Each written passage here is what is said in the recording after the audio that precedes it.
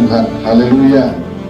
Salam sejahtera bagi kita sekalian dalam kasih Tuhan Yesus Kristus. Kita bersyukur kepada Tuhan karena pagi hari ini kita semua masih diberi kesehatan dan kekuatan oleh Tuhan untuk dapat beribadah, memuji, menyembah Tuhan. Saudara, pagi ini saya ajak saudara untuk kembali melihat ayat minggu lalu yang sudah kita perhatikan di bagian pertama.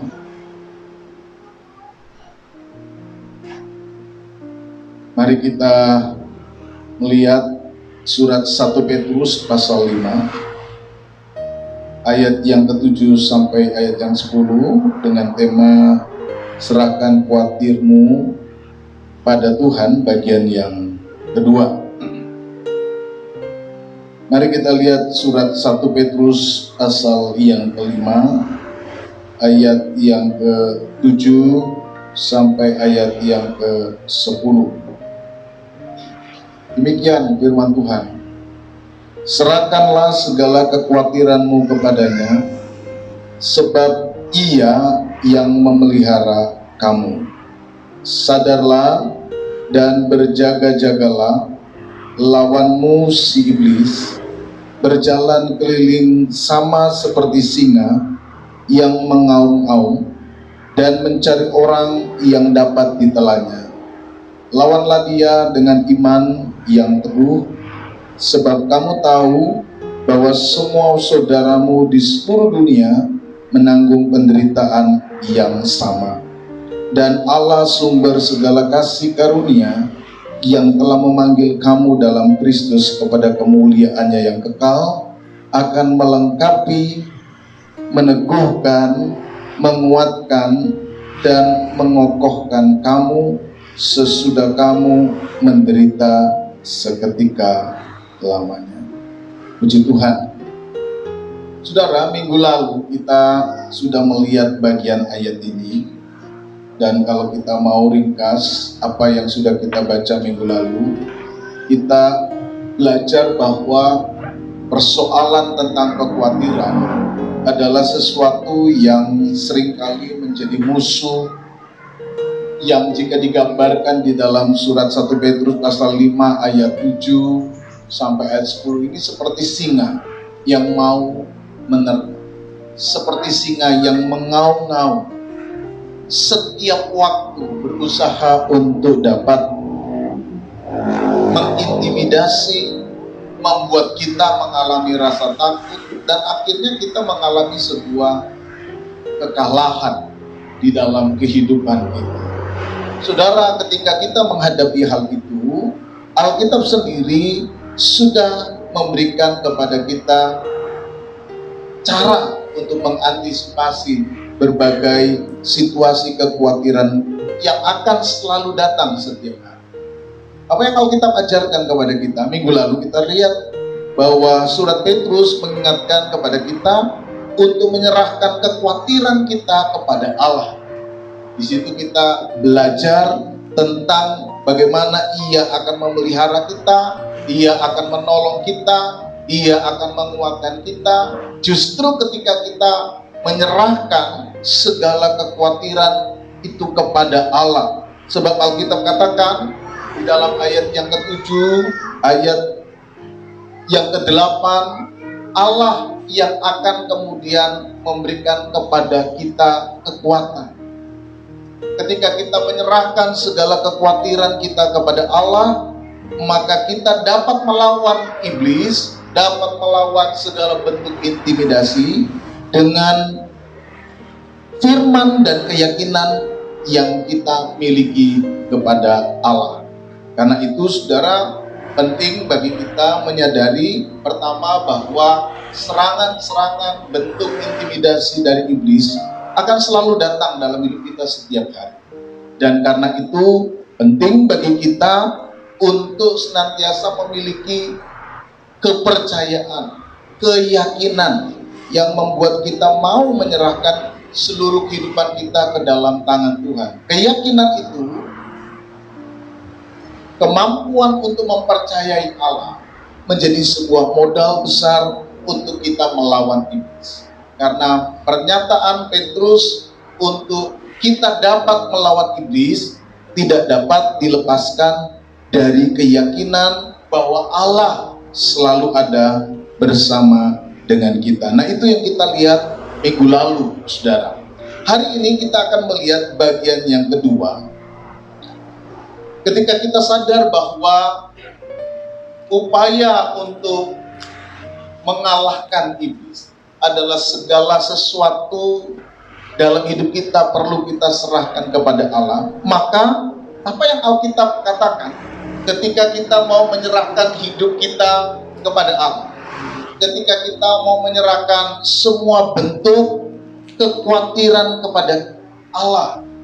Di dalam surat Petrus ini dikatakan bahwa ketika setiap orang sungguh-sungguh sadar bahwa Allah bersama dengan dia, sungguh-sungguh sadar bahwa Tuhan bersama dengan dia, maka orang yang mau menyerahkan kekhawatirannya kepada Allah akan melihat bagaimana Allah bekerja di dalam hidupnya. Apa yang Allah kerjakan?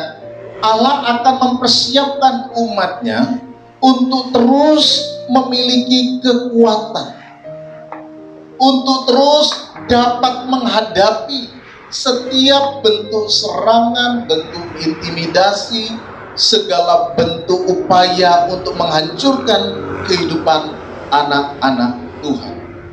Jadi apa yang Petrus katakan, yang kita lihat minggu lalu di dalam ayat 7, ketika seseorang menyerahkan semua kekhawatirannya kepada Allah, maka secara supranatural ada sebuah kekuatan yang akan mengalir di dalam hidup orang percaya.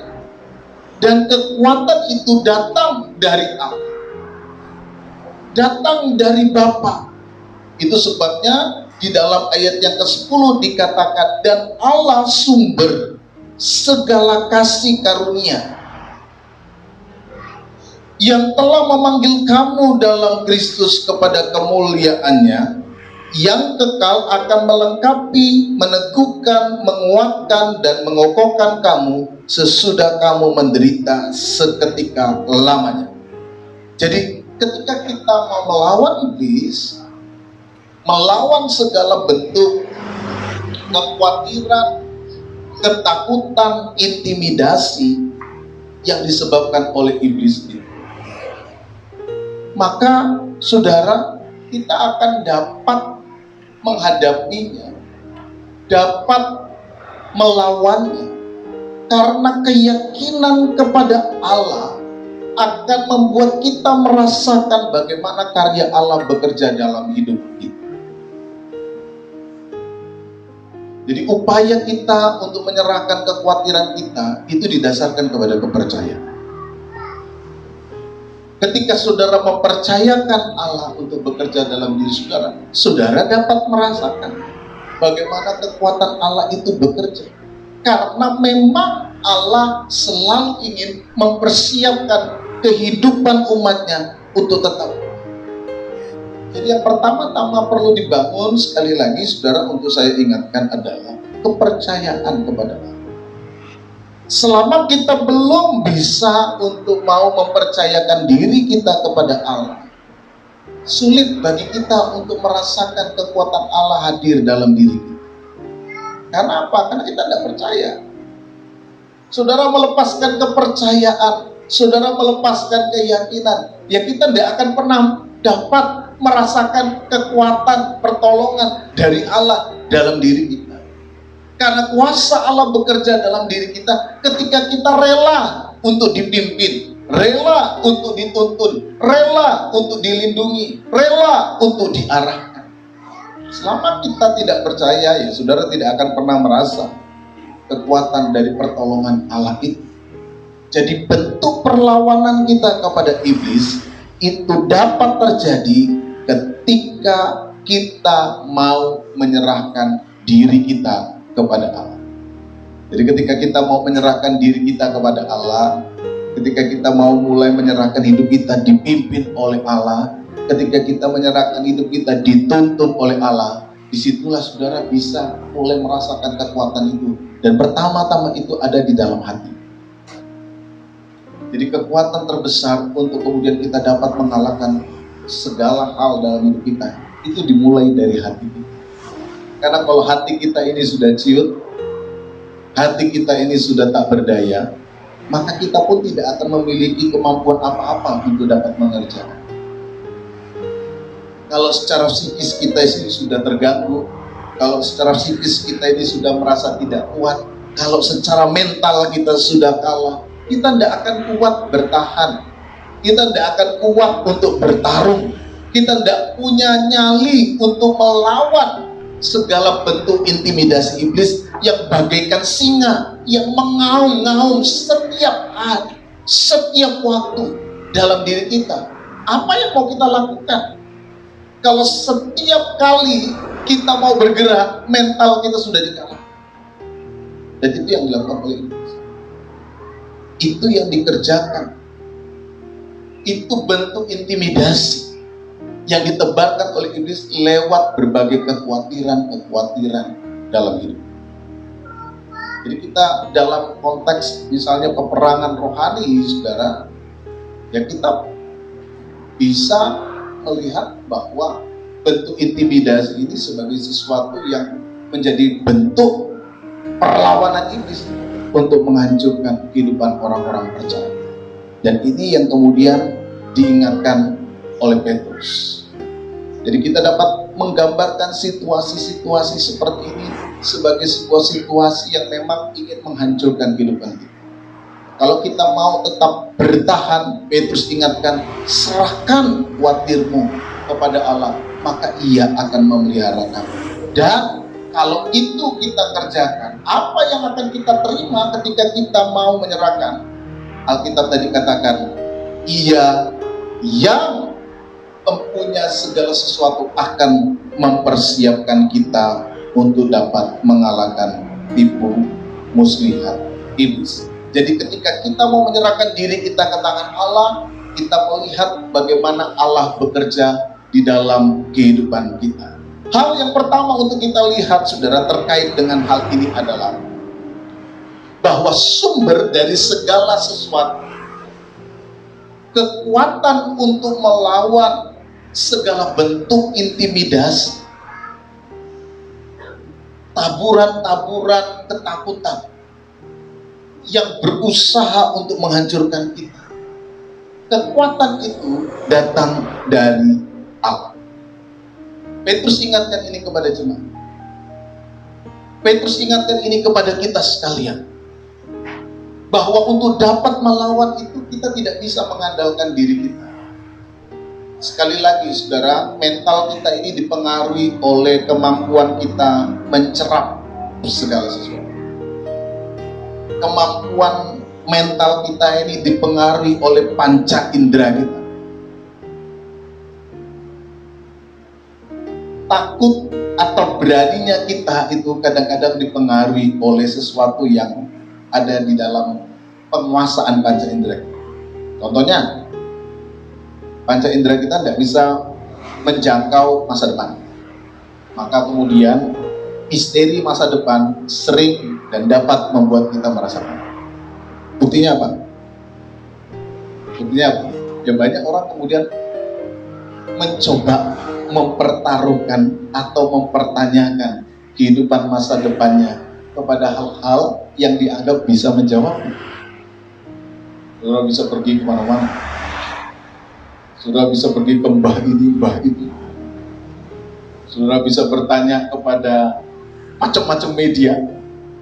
Untuk sekedar apa? Untuk sekedar mendapatkan informasi. Besok, nek saya umur sekian, saya ngapain ya? Saya dapat apa? Saya jadi apa? Kira-kira saya dapat jodoh yang baik ya? Kira-kira saya dapat pekerjaan yang baik ya? Kan banyak sekali media untuk orang kemudian mencoba mencari tahu apa yang akan terjadi di masa depannya. Dan ketika itu terlihat suram atau terlihat tidak jelas, kita kadang-kadang kemudian mulai merasa takut. mulai merasa bingung, mulai merasa cemas. Karena apa? Karena kita tidak tahu apa yang terjadi di depan. Kita tidak bisa menangkap dengan panca indera kita apa yang terjadi ke depan. Dan semua itu membuat kita merasa gentar. Semua itu kemudian mulai membuat kita merasa takut. Dan seakan-akan membuat kita tidak berani untuk melangkah menghadapi tantangan masa depan. Mental kita menjadi anjlok. Mental kita menjadi lemah. Kalau kita kemudian menyerahkan hidup kita pada diri kita sendiri, maka kemudian besar kemungkinan kita akan gagal dan selalu dibayang-bayangi oleh ketakutan dan ketakutan. Saudara, ini manusia, Bu. Ini manusia. Kesadaran akan ketakutan ini sebenarnya tidak membuat kita kemudian menolak keberadaan kita. Kenapa sih saya seperti ini? Saudara, ketakutan atau mungkin kekhawatiran lah di dalam konteks kita bisa kita bahasakan demikian, yang kadang-kadang dapat menghadirkan kecemasan, itu sesuatu yang alami terjadi dalam diri. Tetapi persoalannya adalah bukan sekedar mengetahui bahwa ini sesuatu yang alami, tetapi bagaimana kekhawatiran yang dalam satu sisi dapat menolong kita lebih waspada, tapi ketika di lain sisi dia tidak terkontrol dapat menjadi bahaya yang menghadirkan masalah kecemasan dalam diri kita, adalah pada persoalan bagaimana kita menghandle. Bagaimana saya dapat menghadapi hal-hal yang berkaitan dengan kekhawatiran. Ini yang kemudian mau dijelaskan oleh Petrus. Nah, Petrus katakan serahkan khawatir kepada Allah. Petrus ingatkan bahwa segala sesuatu yang kemudian dapat menolong kita menghadapi berbagai misteri tanda tanya tentang kehidupan kita di depan, itu tidak bisa kita hadapi hanya dengan mengandalkan diri kita sendiri. Sebagai seorang beriman, Petrus ingatkan bahwa orang percaya itu memiliki sebuah landasan untuk dia bisa kuat, untuk dia bisa menghadapi bentuk intimidasi. Siapa? Allah, sumber segala kasih karunia.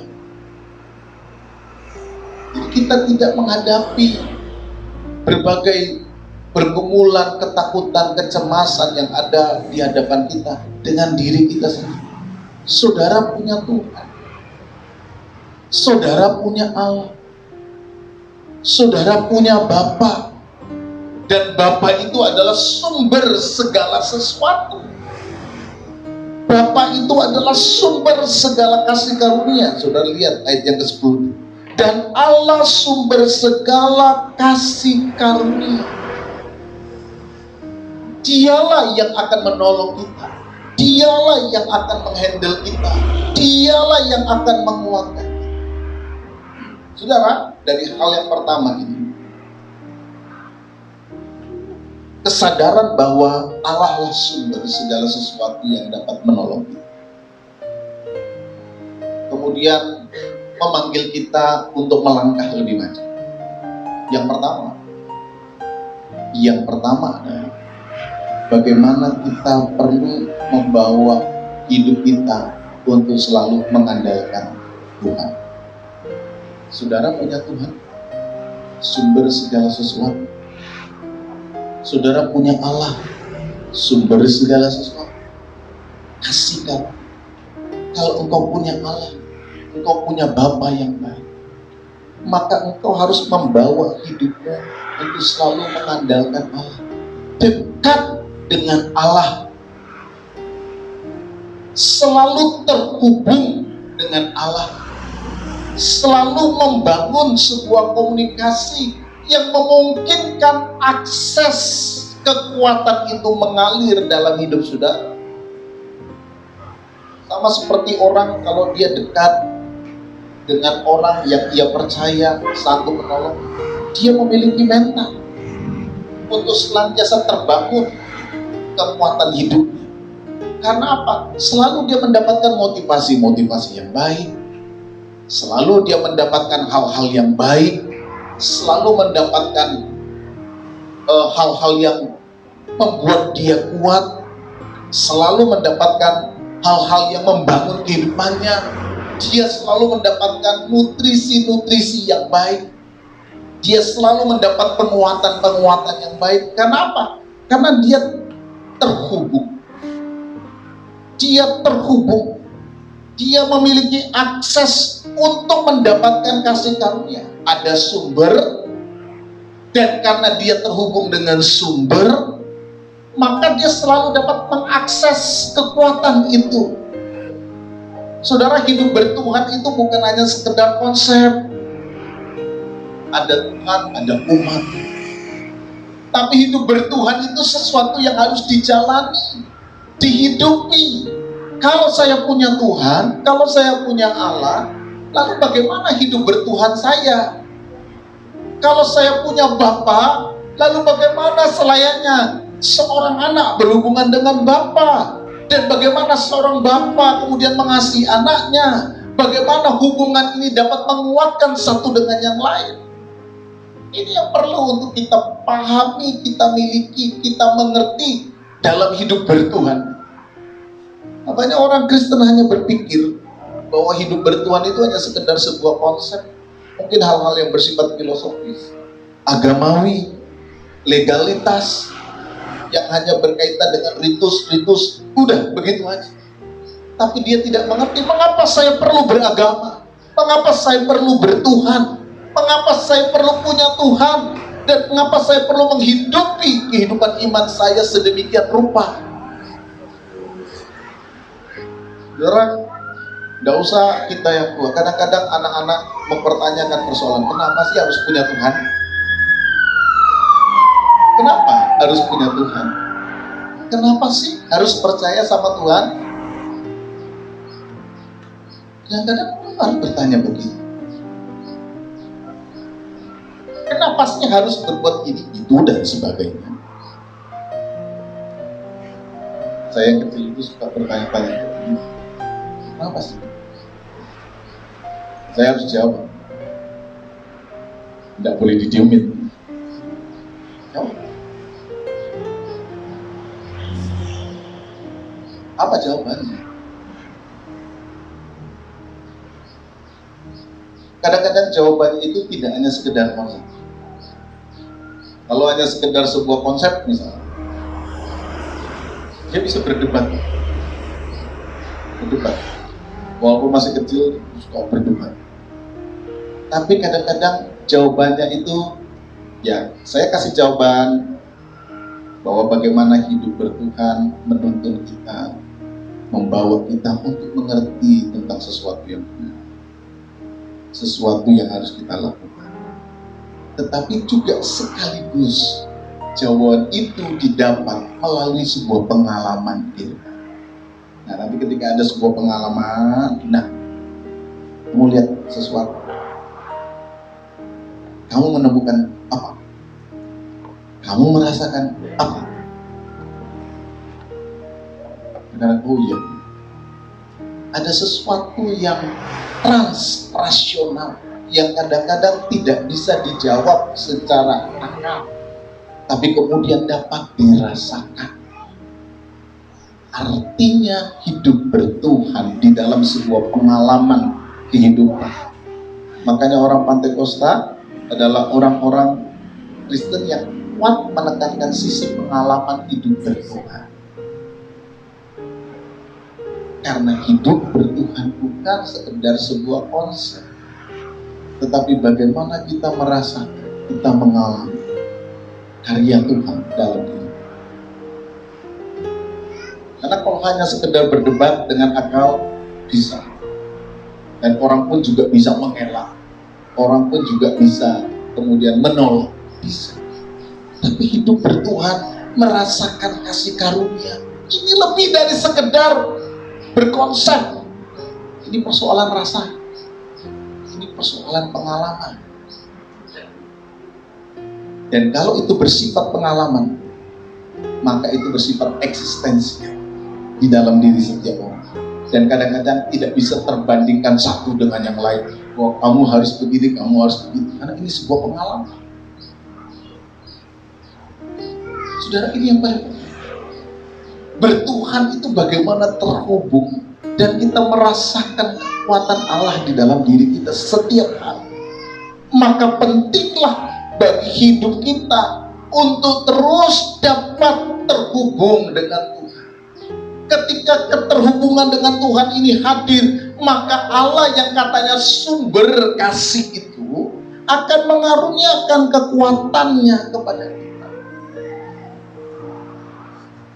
Dan disitulah kita dapat mengandalkan Tuhan setiap hari dalam diri kita. Setiap hari kita bisa bersaksi, kita bisa berkata, kalau sampai hari ini saya kuat, saya mampu menjalani. Karena setiap perkataan firman yang hidup di dalam hidup saya, yang melahirkan kekuatan, pekerjaan Roh Allah yang bekerja dalam hidup saya, untuk senantiasa saya kuat. Ketika kekhawatiran datang, firman Allah menguatkan saya. Ketika kekhawatiran datang, firman Allah meneguhkan saya. Ketika kekhawatiran datang, firman Allah menghibur saya. Ketika kekhawatiran datang, firman Allah menuntut saya untuk tetap percaya dan kemudian tidak mengambil jalan-jalan pintas. Bahaya dari kekhawatiran ini apa? Membuat kita tidak lagi fokus kepada Allah, lalu mulai memikirkan yang lain. Saudara kan tergoda untuk ada jalan pintas, tergoda melakukan yang jahat, tergoda mengerjakan yang tidak benar. Oleh apa? Kekhawatiran. Saudara tidak peduli lagi dengan hukum. Saudara tidak peduli lagi dengan kehidupan. Saudara tidak peduli lagi dengan hal yang benar. Kenapa? Kekhawatiran. Kekhawatiran takut besok bagaimana. Kekhawatiran saya tidak dapat ini. Kekhawatiran saya. Semua itu membuat kita mulai mengantisipasi. Tapi antisipasi yang datang bukan dari Allah akan membawa kita kepada hal-hal yang tidak benar. Tapi ketika engkau menyerahkan segala khawatirmu, firman Allah yang hidup, jaminan bahwa Ia yang memelihara kita akan selalu menguatkan kita untuk terus berkomitmen kepada yang benar. Nah, bagaimana ini bisa terjadi? Saudara harus berhubung terus dengan firman Allah. Amin. Sejauh mana hubungan saudara dengan Tuhan hari ini? Sejauh mana komunikasi saudara dengan Tuhan hari ini? Itu turut menentukan pilihan-pilihan hidupmu. Turut menentukan kedewasaan mentalmu hari ini. Turut menentukan kedewasaanmu untuk menghadapi iblis. Jadi melawan iblis itu artinya kita melawan kecenderungan untuk melakukan hal yang jahat. Itu melawan iblis. Kita tidak melawan darah dan daging. Melawan iblis berarti kita melawan berbagai godaan, kecenderungan untuk melakukan yang jahat. Karena kekhawatiran tadi. Diaumi kekhawatiran, diaumi kecemasan. Dan kecemasan ini kan membuat kita bekerja keras pikiran kita, takut, cemas. Dan kecenderungan kita adalah bagaimana saya bisa keluar dari kecemasan. Apa jalannya? Nah, kalau udah sampai pada jalannya, dua jalan, lebar dan sempit. Mana kau pilih? Mau yang lebar, yang gampang, yang enak secara daging, yang nyaman. Tapi yang sempit kadang-kadang membutuhkan kerja keras, membutuhkan ketekunan, membutuhkan kesabaran, membutuhkan daya juang. Ketika engkau sampai kepada titik kritis, keyakinanmu kepada Allah turut menambah. Dan bagaimana ini bisa ada? Alkitab katakan tadi, kita memastikan diri kita untuk terhubung kepada Allah. Dan yang kedua, menjadikan Dia yang utama dalam diri. Kalau saudara tahu bahwa Tuhan sumber, jadikan Dia yang utama. Ini yang di depan. Firman Allah yang di depan. Kebenaran Allah yang di depan. Kehendak Allah yang di depan. Maka kita dapat mengerjakan semua oleh karena kasih karunia. Jadi saudara, yang pertama kita lihat di dalam poin yang kedua ini, ketika kita sadar bahwa Allah akan mengerjakan segala yang baik kepada umatnya, kita diingatkan bahwa sumber itu datang dari Allah. Yang kedua saudara, di dalam poin yang kedua ini ada satu tadi itu, lalu yang kemudian yang kedua, kita diingatkan bahwa Allah akan bekerja dengan kuasanya. Ketika kita mau menyerahkan segala khawatir kita kepada Allah, ada 4 kata yang kemudian dipakai oleh Alkitab dengan cara yang luar biasa. Saya tidak bahas 4-empatnya, tapi saya simpulkan bahwa 4 kata ini adalah 4 istilah untuk menggambarkan betapa hebat, betapa luar biasanya, betapa Allah itu sungguh-sungguh untuk mempersiapkan umatnya. Dalam terjemahan TBLAI dikatakan akan melengkapi, meneguhkan, menguatkan, dan mengokohkan kamu. Yang pertama saudara, kata melengkapi itu seperti istilah restorasi bisa, mempersiapkan bisa, tapi sekaligus menyempurnakan. Kadang-kadang hidup kita ini adalah kehidupan yang sudah tersobek-sobek oleh pekerjaan dosa. Oleh akibat dosa, kadang-kadang hidup kita ini menjadi tidak karuan. Tetapi Allah yang adalah sumber kasih karunia tadi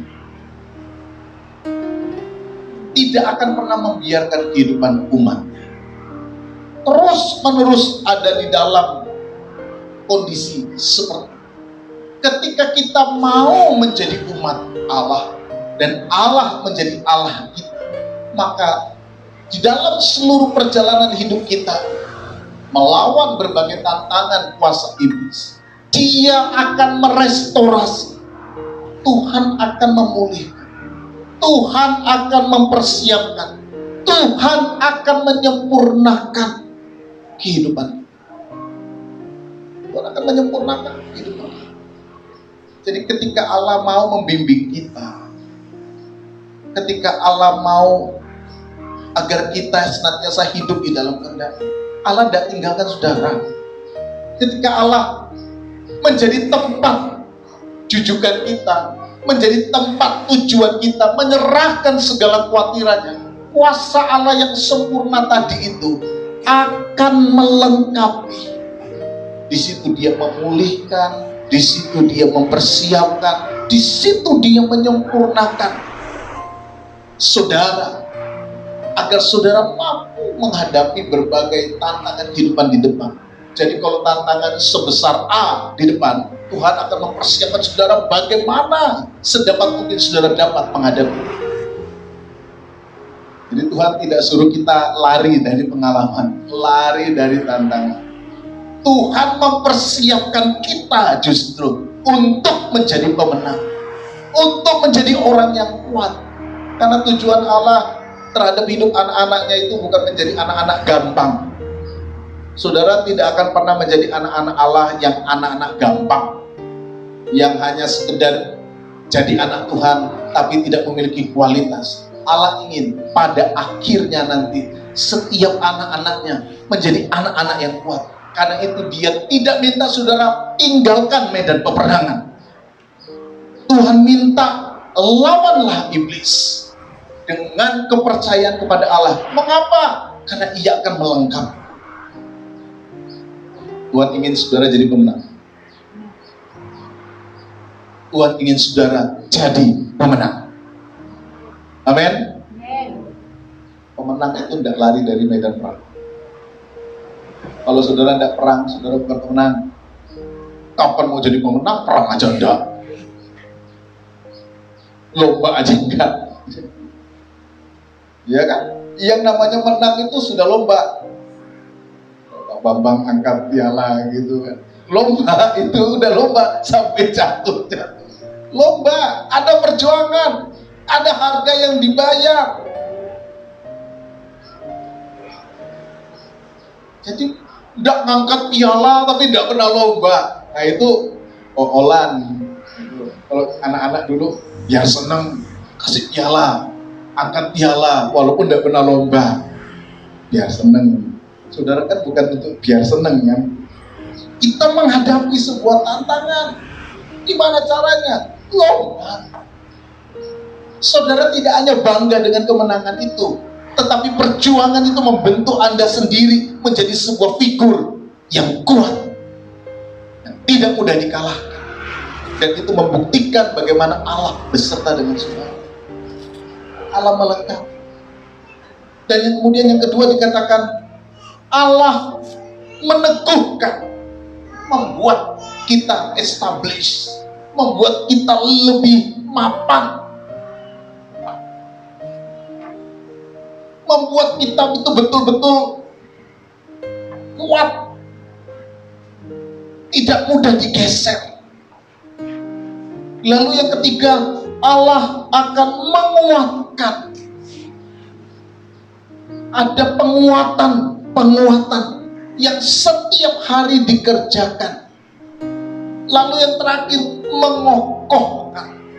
Seperti sebuah bangunan yang diberi dasar yang kuat, dikokohkan. Saudara, berbagai istilah ini menunjukkan bagaimana cara Allah bekerja dalam hidup kita. Dengan berbagai istilah ini menunjukkan sedemikian rupa upaya Allah di dalam hidup saudara. Ketika engkau menyerahkan khawatirmu kepada Allah, ketika engkau menyerahkan hidupmu kepada Allah, dan ketika Ia bekerja dalam hidup kita, Dia diizinkan, diberi tempat bekerja dalam hidup kita, Dia akan melengkapi, Dia akan meneguhkan, Dia akan menguatkan, Dia akan mengokohkan kamu. Demikian hebatnya cara Allah bekerja di dalam hidup kita. Tidak pernah Allah biarkan sulit. Tidak pernah Allah tinggalkan sulit. Upayamu untuk menyerahkan khawatirmu kepada Tuhan adalah cara yang paling benar. Mengapa? Mengapa Ia sedemikian rupa mau berupaya mengokohkan, meneguhkan, menguatkan, mengokohkan hidup kita? Saudara perhatikan ayat yang ke-10. Ini dasar.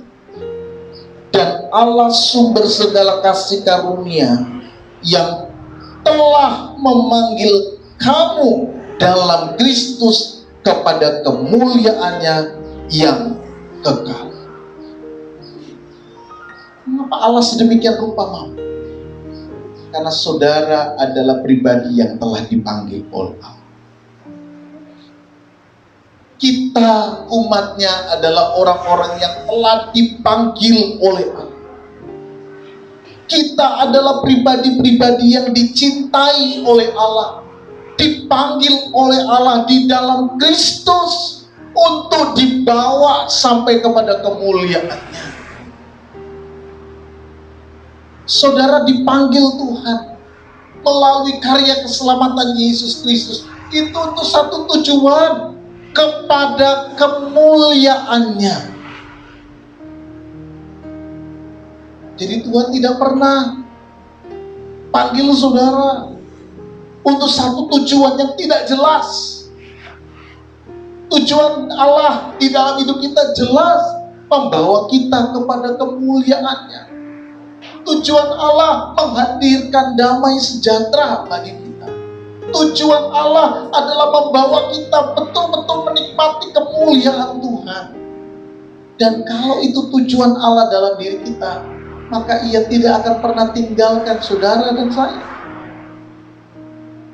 Dia tidak akan membiarkan saudara dan saya. Dia menyediakan dirinya sebagai Allah yang membimbing hidup kita. Tetapi apakah kita mempercayakan diri kita kepadanya? Ini persoalannya. Allah. Tapi apakah kita mau mempercayakan diri kita untuk dipimpin olehnya, untuk menyerahkan seluruh masa depan hidup kita kepada Allah, untuk menyerahkan seluruh rancangan ke depan hidup kita kepada Allah? Seberapa besar kita serahkan hidup kita kepadanya? Seberapa besar kita merelakan hidup kita untuk dipimpin oleh Allah? Itu menentukan seberapa besar karya Allah bekerja di dalam hidup saudara. Karena engkau rela, ketika engkau rela untuk dipimpin, maka Allah akan menuntun hidup, membimbing hidup, membawa hidup sampai pada pemulihan. Seperti orang tua yang kemudian mulai membimbing anaknya yang mau dituntun. Kalau anak itu kemudian meronta-ronta, tidak mau dituntun, hanya memikirkan keasikannya sendiri, hanya memikirkan dirinya sendiri, hanya memikirkan kesenangan sendiri, Allah pun tidak akan pernah memaksa. Dan Allah izinkan kita kadang-kadang melewati sesuatu yang membuat kita kadang-kadang justru dapat belajar. Mengapa aku melepaskan diriku dari tangan Bapa? Mengapa aku melepaskan diriku dari pagar Bapa? Bagi Bapa pagar itu untuk menyelamatkan kita. Tapi seringkali bagi kita pagar itu seperti penjara. Kok nggak boleh, kok nggak gini nggak boleh, kok kayak gitu nggak bisa, kok kayak gitu Tuhan marah. Kita sering berpikir semua kehendak Tuhan dalam diri kita sebagai bentuk peniadaan kebebasan dalam diri kita, sehingga kita tidak senang hidup. Kita lupa, kita tidak menyadari, kita tidak mencoba melihat dari sisi lain. Mengapa Allah memberitahu kita jangan itu, jangan ini? Mengapa Allah selalu mewanti-wanti kita jangan lakukan itu, jangan lakukan? Kurang lebih gambarannya seperti orang tua yang selalu mengingatkan anaknya, ini ya yang dilakukan, jangan lakukan yang ini, jangan lakukan yang itu, jangan buat seperti ini, jangan buat seperti ini. Bukalah hati kita dengan jernih untuk memahami apakah itu sebagai bentuk-bentuk penghambatan atas kebebasan kita, atau bentuk dari kasih Allah agar kita tidak kemudian mengalami hal-hal yang dapat mencelakakan diri kita. Buka hati kita sejernih-jernihnya untuk memahami firman Tuhan. Bangun kedewasaan berpikir. Tuhan ingin hidup saudara diberkati sampai pada kemuliaan. Dan ketika engkau menghadapi tantangan, Tuhan hanya ingin serahkan, khawatir. Ketika kita menyerahkan khawatir kita kepada Allah, berarti kita siap untuk meyakini karya Allah di dalam diri. Bukan pekerjaan ya. Saya ingatkan kepada saudara, yang diserahkan itu bukan pekerjaan saudara, khawatir saudara. Hal yang membuat engkau kemudian merasa cemas, serahkan. Dan ketika kita serahkan khawatir, itu berarti kita mau membiarkan keyakinan kepada Allah yang menguasai diri kita, bahwa hidupku dipimpin oleh. Nah, ketika bahaya kecemasan datang bagaikan singa, maka Allah berkata, lawanlah dengan iman yang teguh. Iman yang teguh hadir dari keyakinan kita kepada Allah. Dan ketika iman yang teguh ini kita mau bangun terus, maka Allah sumber segala kasih itu akan melengkapi kita, akan meneguhkan kita, akan menguatkan kita, akan mengokohkan kita. Karena apa? Ia yang memanggil kita adalah Ia yang ingin membawa kita kepada kemuliaan. Tuhan mengasihi saudara, Tuhan mencintai saudara, dan Tuhan ingin masa depanmu diberkati. Serahkan itu semua kepada Tuhan, dan jangan biarkan iblis mengambil kesempatan untuk menghancurkan engkau dengan cara menghadirkan kecemasan tentang masa depan. Apa kecemasan yang saudara sedang hadapi hari? Kekhawatiran apa yang sedang membelenggu saudara hari ini? Sejauh mana iblis menebarkan intimidasi ketakutan dalam hidup? Serahkan kepada Allah. Serahkan khawatirmu kepada Allah. Dan biarkan damai sejahtera Allah menguasai hidup. Sehingga engkau akan tetap berjalan dalam komitmen firman. Engkau akan tetap komitmen pada kebenaran. Engkau akan tetap komitmen kepada tujuan yang sudah engkau mulai bersama-sama dengan Allah. Berjalanlah dalam keyakinan iman. Berjalanlah dalam keyakinan akan pengharapan pada masa depan. Sebab dialah sumber segala kasih karunia yang akan membawa kita sampai pada kemuliaan. Tuhan memberkati kita sekalian. Amin. Puji Tuhan.